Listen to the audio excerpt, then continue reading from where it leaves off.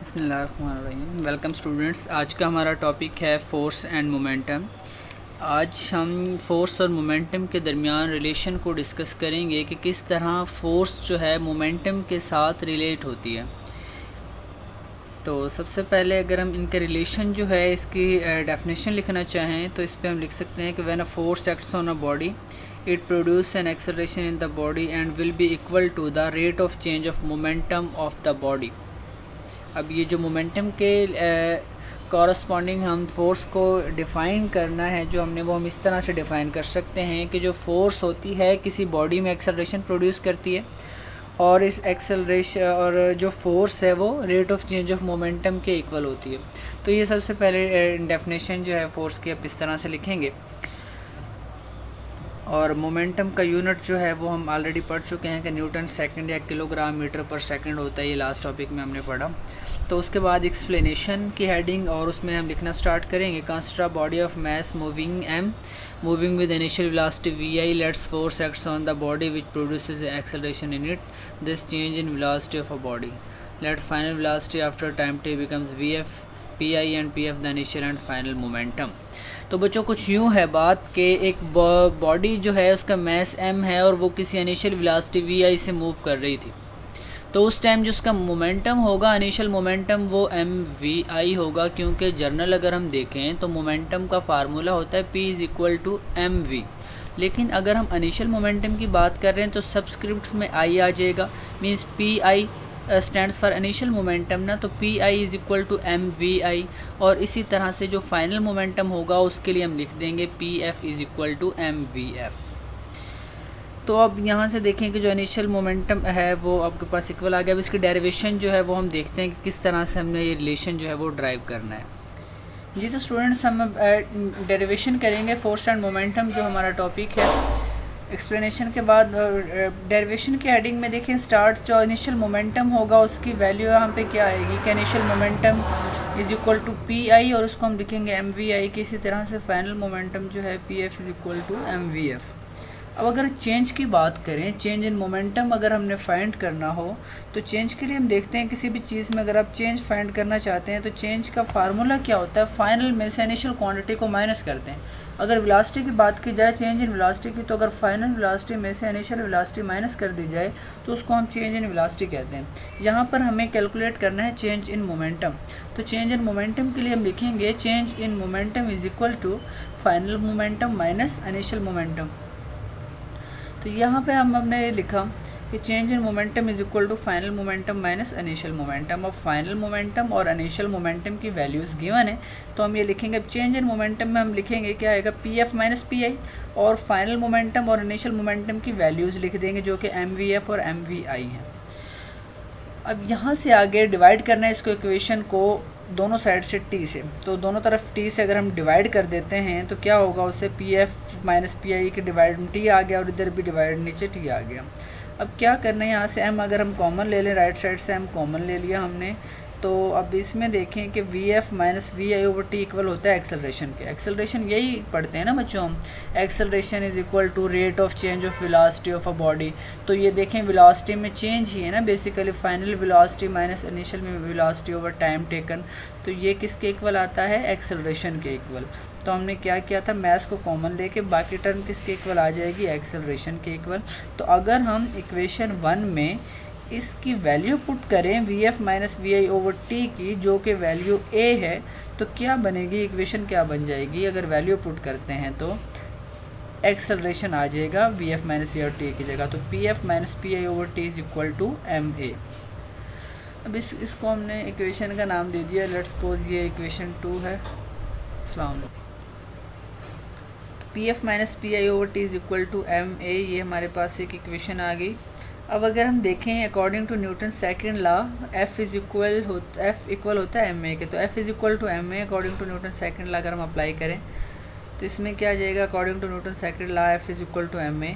तो अब देखें बच्चों सेकंड इक्वेशन की और थर्ड इक्वेशन की राइट साइड्स इक्वल हैं, तो हम दोनों को कंपेयर कर सकते हैं। तो जब कंपेयर करेंगे तो लेफ्ट साइड्स को भी हम इक्वल में लिख सकते हैं। तो बाय कंपेयरिंग इक्वेशन 2 और 3 हमने कंपेयर किया तो F is equal to P F minus P I over T. अब यहाँ से देखें जो अप्लाइड फोर्स है वो किसके इक्वल आ गई, मोमेंटम के चेंज के। तो अब इसको देखें P F minus P I final momentum minus initial momentum over time taken. तो इसको हम किस तरह पढ़ सकते हैं कि जो अप्लाइड फोर्स है वो इक्वल होती है rate of change of momentum के। ठीक है बच्चों, तो अब इसमें क्या आ गया कि जो अप्लाइड फोर्स है वो किसके इक्वल आ गई, rate of change of momentum के इक्वल आ गई। तो अब यहाँ से देखें अगर हमने मोमेंटम का फार्मूला भी जो यूनिट अगर हम देखते हैं ना, मोमेंटम का यूनिट न्यूटन सेकंड कैसे होता है। तो अब इसमें देखें ये मोमेंटम है पी एफ माइनस पी आई, तो चेंज इन मोमेंटम का यूनिट भी वो मोमेंटम ही होगा। ठीक है, तो ये मोमेंटम का यूनिट अगर हमने निकालना है तो टी इधर डिवाइड हो रहा है, इधर एफ से जाके मल्टीप्लाई होगा, तो मोमेंटम इक्वल आ जाएगा एफ मल्टीप्लाई बाई टी के। फोर्स का यूनिट होता है न्यूटन, टाइम का यूनिट होता है सेकंड, तो मोमेंटम का यूनिट क्या आ जाएगा, न्यूटन सेकंड। तो ये वाला जो सेकंड यूनिट हम यूज़ करते हैं मोमेंटम का क्या होता है, न्यूटन सेकंड। या इसको हम इस तरह भी पढ़ सकते हैं किलोग्राम मीटर पर सेकंड। ये दो यूनिट्स होते हैं मोमेंटम के। तो इसमें क्या आ जाएगा कि यहाँ से देखें फोर्स एंड, अब इसमें हमने क्या फाइंड आउट कर लिया, ये हमने वैल्यू जो है वो ड्राइव कर ली इसकी कि P F minus P I over T is equal to F के आ गया। तो when force acts on a body, ये इसकी वही स्टेटमेंट है जो मैथमेटिकल स्टेप है उसको वर्डिंग में लिखा हुआ है। उसके बाद ऐसा यूनिट ऑफ मोमेंटम वो न्यूटन सेकंड होता है, या इसको हम किलोग्राम मीटर पर सेकंड भी कहते हैं। उसके बाद एक ना एग्जांपल है, body mass 5 kg moving with a velocity of 10 metre per second. Mass given है, इनिशियल वेलोसिटी गिवन है उसकी, find the force required to stop it in 2 seconds और टाइम गिवन है। अच्छा यहाँ पे देखें एक और चीज़ हमें जो गिवन है वो है कि स्टॉप, आपने स्टॉप करना है ना उसको, कोई भी बॉडी जो है, तो जब बॉडी स्टॉप होगी तो फाइनल वेलोसिटी क्या लेंगे, 0 लेंगे। तो इनिशियल वेलोसिटी 10 है और फाइनल वेलोसिटी क्या आएगी 0, और मैस है 5 kg। तो मैस 5 kg डाटा लिखते हैं हम, इनिशियल वेलोसिटी 10 है, वी एफ 0 है, टाइम जो है वो 2 सेकेंड है। अब हमने फोर्स फाइंड करनी, कितनी फोर्स लगाएंगे उसको रोकने के लिए। तो मोमेंटम फाइंड करते हैं पहले पी आई और पी एफ। पी आई के लिए क्या करेंगे, M V I, M 5 kg, V I 10 है तो 50 न्यूटन सेकंड। पी एफ के लिए क्या करेंगे, एम वी एफ, एम तो 5 kg है लेकिन एम वी एफ 0 है तो ये 0 हो जाएगा। अब एफ इज़ इक्वल टू, हमें फार्मूला भी हमने ड्राइव किया, ये एफ इज़ इक्वल टू होता है rate of change of momentum के। तो F is equal to P F minus P I over T. P F की वैल्यू 0, पी आई की वैल्यू 50, ये माइनस का साइन, डिवाइड बाई 2, और 50 को -50 को डिवाइड किया 2 पे, तो आंसर आ गया -25 newton. This 25 newton force is required to stop the body. तो अब 25 न्यूटन के फोर्स चाहिए बॉडी को स्टॉप करने के लिए, लेकिन अब यहाँ पर माइनस का साइन साथ आ रहा है, फोर्स के साथ माइनस का साइन आ रहा है। फोर्स कभी भी, अब देखें फोर्स और नेगेटिव साइन का क्या मतलब है यहाँ पर, नेगेटिव साइन का ये मतलब है कि जो फोर्स की डायरेक्शन होगी किसी बॉडी को रोकने के लिए, स्टॉप करने के लिए जो आप फोर्स लगाएंगे वो बॉडी की डायरेक्शन ऑफ मोशन के ऑपोजिट होगी। फोर्स हम देखें अगर एक बॉडी मूव कर रही है तो हम उसके, अगर रोकना हो तो हम उसके ऑपोजिट फोर्स लगाते हैं तो बॉडी रुकती है। तो नेगेटिव साइन इस चीज़ को शो कर रहा है कि जो फोर्स है वो ऑपोजिट डायरेक्शन में एक्ट कर रही है as compare to direction of motion of body. तो बॉडी की जो मोशन है उसके डायरेक्शन का ऑपोजिट है फोर्स, इसलिए नेगेटिव साइन है। ये बच्चों आपका कल का काम है, ये आपने याद करना है अच्छे तरीके से, और ये एग्जांपल जो है ये आपने याद करनी है। इसके अलावा एक इसका रिलेटेड न्यूमेरिकल है एक्सरसाइज में।